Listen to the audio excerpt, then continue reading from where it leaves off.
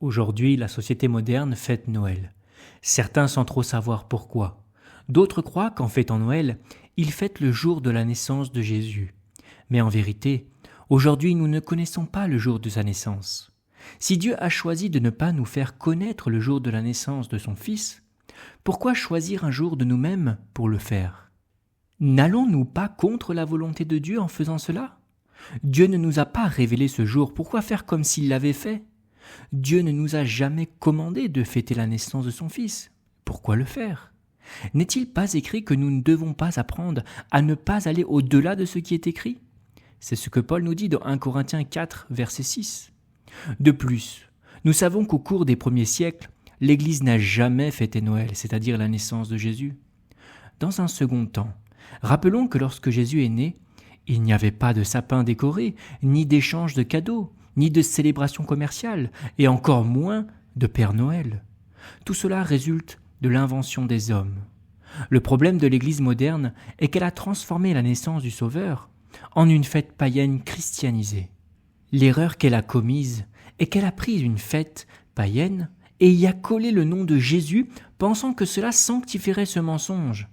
Ainsi, l'Église moderne a embrassé cette tradition comme si elle était sainte. Elle a agi comme si Dieu ne se souciait pas de la provenance de cette fête. Elle a cru au mensonge qu'elle pouvait prendre les choses du diable, y coller le nom de Jésus dessus et les offrir à Dieu.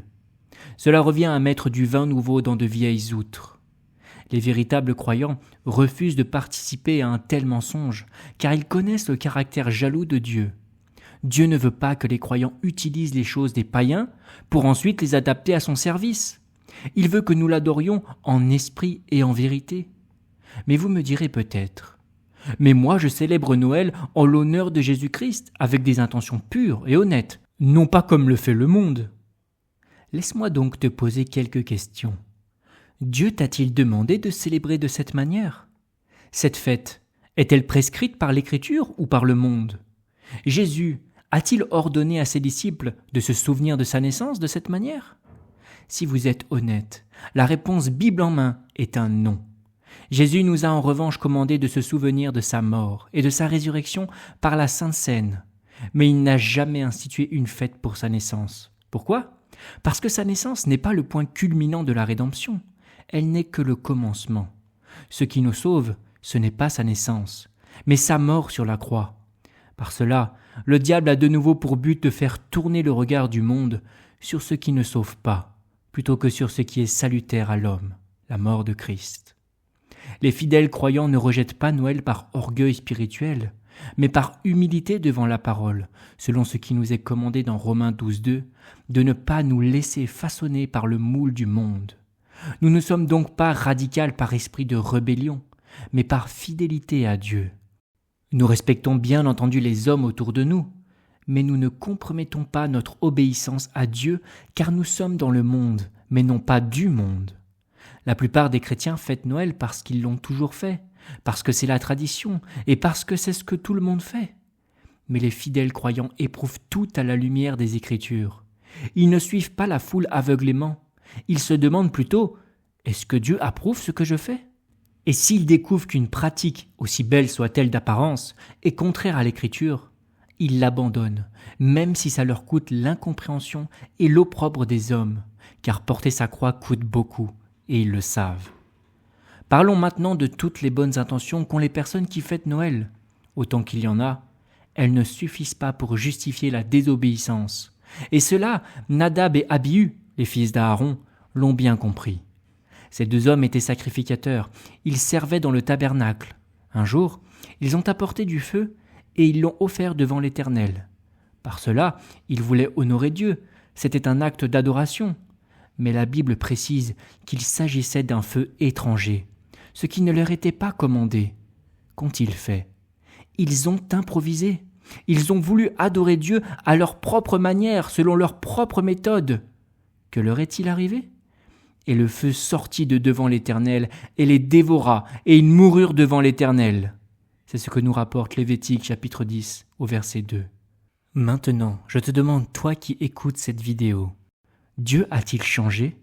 N'est-il pas le même hier, aujourd'hui et éternellement ? Noël est un feu étranger allumé par le monde.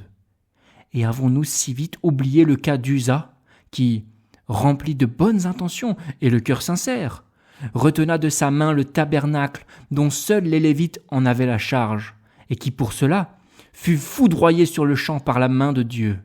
C'est ce qui nous est rappelé dans 2 Samuel 6. Tout cela pour dire, Dieu ne veut pas de nos bonnes intentions, mais notre obéissance. Noël est une rébellion face à Dieu. Il représente la volonté de l'homme qui proclame comment Dieu doit être adoré et non comment Dieu dit qu'il doit être adoré. Et ne pensez-vous pas au Saint-Esprit, qui doit être complètement attristé à la vue de toutes ces choses? Vous ne pouvez pas inviter Dieu et la présence du monde à la même table. Vous ne pouvez boire la coupe du Seigneur et la coupe des démons, nous rappelle Paul dans 1 Corinthiens 10, 21. Je sais que ces choses sont certainement dures à entendre pour certaines personnes, mais c'est l'amour jaloux dont Dieu aime son Église. De la même manière qu'une femme ne supporte pas que son mari fricote avec une autre femme, de même Dieu ne supporte pas que vous fricotiez avec le monde. Rappelons, mes frères et mes amis, qu'au sein de cette fête a été inventé un personnage qu'on appelle le Père Noël. Nous serons tous d'accord pour dire que le Père Noël n'existe pas et qu'il s'agit donc d'un mensonge. Posons-nous donc la question, est-ce que Dieu approuve le mensonge ? Certains parents font même croire à leurs enfants qu'il existe véritablement et que, s'ils sont sages, il déposera des cadeaux sous le sapin de Noël. Est-ce bien devant Dieu de mentir à ses enfants ? Dieu n'a-t-il pas plutôt commandé aux parents « Instruis l'enfant selon la voie qu'il doit suivre, et quand il sera vieux, il ne s'en détournera pas. » Et au vu de ce mensonge, le jour vient inévitablement, où les enfants découvriront que ceux en qui ils avaient une confiance absolue, c'est-à-dire leurs parents, leur ont menti. Suite à cela, une question peut germer dans leur jeune cœur. Mais si mes parents, en qui j'avais une confiance aveugle, m'ont menti sur ce Père Noël que je ne peux voir, ne m'ont-ils pas aussi menti sur ce Jésus qu'ils disaient être aussi invisible ? Voyez-vous les dégâts spirituels qu'une fête païenne peut causer sur la foi de nos enfants ? Vous mélangez un mythe avec le Dieu vivant. Vous les mettez tous deux dans le même sac, à la même valeur. Mes frères, mes amis, la vraie joie ne se trouve pas au pied d'un sapin, mais au pied de la croix. Ne vous y trompez pas. Vous qui avez cette même conviction que moi, vous allez être persécutés, traités d'extrémistes, de pharisiens, mais ne vous inquiétez pas, car vous ne faites que vous associer aux prophètes qui nous ont précédés et qui condamnaient de telles abominations. Vous êtes semblable à Moïse, qui a refusé d'être appelé fils de la fille de Pharaon pour suivre Dieu, et comme Abraham qui a dû quitter sa ville natale et sa parenté pour l'amour de Dieu. Ne craignez donc pas d'être différent du monde, enfant de Dieu, car vous êtes appelés à cela. Jésus a dit, « Si vous étiez du monde, le monde aimerait ce qui serait sien. Mais parce que vous n'êtes pas du monde, mais que moi, je vous ai choisi du monde, à cause de cela le monde vous hait. » Mais vous me direz peut-être, « Mais je vais blesser mes proches et ma famille si je ne fête plus Noël avec eux. » Oui, c'est vrai, c'est une douleur réelle et je ne la méprise pas. Mais que nous dit notre Seigneur ? Celui qui aime père ou mère plus que moi n'est pas digne de moi, et celui qui aime fils ou fille plus que moi n'est pas digne de moi. Maintenant, je vous pose la question. Qui est assis sur le trône de votre vie ? La tradition familiale ou Jésus ? Ne vous a-t-il pas appelé à être un témoin de Christ ? Dites à votre famille que c'est parce que vous les aimez beaucoup trop que vous ne voulez pas participer à un tel mensonge avec eux. Mes frères, Dieu ne nous dit pas « imitez les nations et changez-en le sens afin de me servir ». Il dit « n'imitez pas les nations ». Nous devons aussi remarquer que Noël est clairement une moquerie de Jésus. Premièrement, dans Apocalypse 1,14, Jean voit Jésus. Et il nous fait une description physique de lui disant « Sa tête et ses cheveux étaient blancs comme de la laine blanche, comme de la neige, et ses yeux comme une flamme de feu. » Tout comme aujourd'hui les parents font croire à leurs enfants que le Père Noël a les cheveux blancs, et qu'il arrive dans la période où il y a de la neige. Deuxièmement, Jean, cette fois-ci dans son évangile, nous fait savoir que lorsque Jésus fut humilié et moqué par les soldats romains, il portait une couronne d'épines et le vêtement de pourpre. Jean 19, verset 5. Et la moquerie continue aujourd'hui.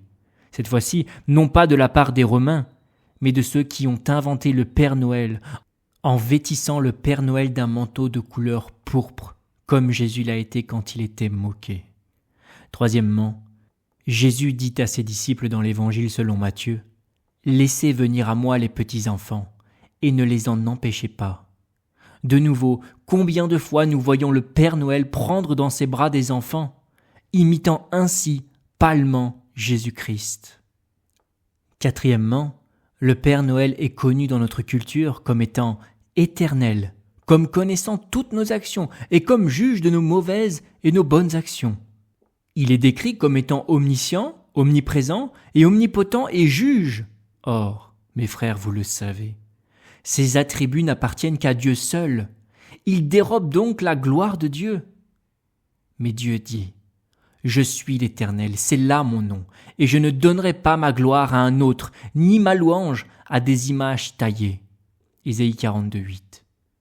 Cinquièmement, les enfants font des demandes, ce qui équivaut à des prières au Père Noël, et leur écrivent parfois même des lettres pour lui demander des cadeaux, des faveurs, des bénédictions, plutôt que de prier Dieu. Seul Dieu doit être prié. Toute prière qui n'est pas adressée à Dieu est une abomination à ses yeux. Et sixièmement, il se fait appeler Père. Or, nous savons qu'il n'y a qu'un seul Père, c'est Dieu. De plus, Jésus dit « N'appelez personne sur la terre votre Père, car un seul est votre Père, celui qui est dans les cieux. » Nous remarquons donc que le Père Noël se fait l'égal de Dieu, comme Satan le veut. Mais Dieu commande à son peuple lui disant « Tu n'auras point d'autre Dieu devant ma face. » Au début de cette vidéo, nous avons parlé de la date du 25 décembre. Mais observons quel est son véritable historique. Car oui, mes frères, il faut le dire, en Égypte, le 25 décembre, c'est la célébration du culte du dieu soleil Ra. En Perse, c'est le culte du dieu soleil Mitra. Il y a aussi des échanges de cadeaux. En Grèce, c'est le culte du dieu soleil Hélios. À Rome, bien avant la naissance de Jésus-Christ, c'est le culte du Sol Invictus, c'est-à-dire le soleil invaincu. Tout cela pour dire que le 25 décembre est un mélange de pratiques et de croyances païennes que des personnes ont essayé d'adapter au christianisme aux alentours du IVe siècle après Jésus-Christ. Le grand prédicateur du XIXe siècle, Charles Spurgeon, a écrit avec justesse « Ceux qui suivent la coutume de célébrer Noël ne suivent pas la Bible, mais des cérémonies païennes. » La Bible est claire, elle interdit la participation au culte païen, même si ceux-ci sont maquillés et décorés sous le couvert de la convivialité ou de la générosité, qui ne sont que des artifices de Satan pour tromper les gens. Vous qui êtes chrétiens, vous êtes censés être séparés du monde. Paul, inspiré par le Saint-Esprit, vous commande de ne pas vous conformer à ce siècle, mais d'être transformés par le renouvellement de votre entendement, pour que vous discerniez quelle est la volonté de Dieu, bonne et agréable et parfaite. Et l'apôtre Jean dit « N'aimez pas le monde, ni les choses qui sont dans le monde. Si quelqu'un aime le monde, l'amour du Père n'est pas en lui. » Or, l'Esprit dit expressément qu'au dernier temps, quelques-uns apostasieront de la foi, s'attachant à des esprits séducteurs et à des enseignements de démons. Prenons donc garde, mes frères. Il est d'ailleurs intéressant de se rappeler qu'il était illégal de fêter Noël jusqu'en 1907 aux États-Unis, car elle était considérée comme une fête païenne, l'observation de Noël étant jugée comme un sacrilège.